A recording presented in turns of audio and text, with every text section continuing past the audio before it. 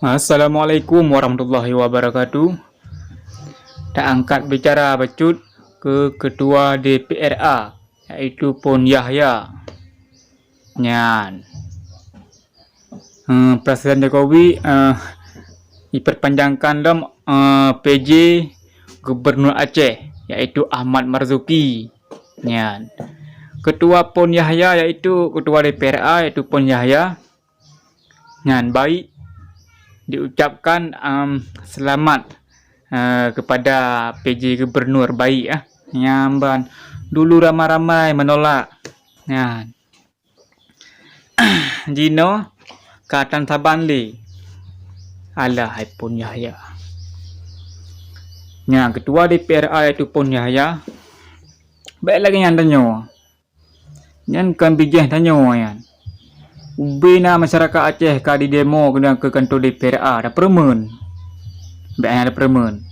Tanggungjawab yang kalah tabuh tanya. Awak ada ke buhnya. Kabuh-buh huju PJ Gubernur Aceh. Sang nak amplop hijau biuk siapa ke anggota DPRA itu ketua Pon Yahya. Hek demo 5 mahasiswa masyarakat Aceh bahawa menolak perpanjang jabatan PJ Gubernur Aceh iaitu Ahmad Marzuki. Tak gelak dengar. Ada dengar berita dia awak Aceh gerau-gerau. Jamun sama-sama Jino kahana samali. Yang kai dua long ke PJ Ahmad Marzuki awak Jawa. Dua buah jabatan TNI long. Ke PJ long. Pandai maju Aceh.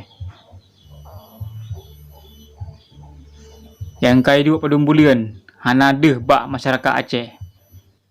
Apalagi duanya long. Yang ketua DPRA tanggungjawab. Menyahanaikan selamat baik ke PJ Gubernur Aceh ipecai. Puyan ke Jokowi. Nampak bantah ketua DPRA haruskan baik kepada PJ Gubernur Aceh iaitu Ahmad Marzuki. Mandum-mandum payahkan baik. Nyahanai pecat. Alah.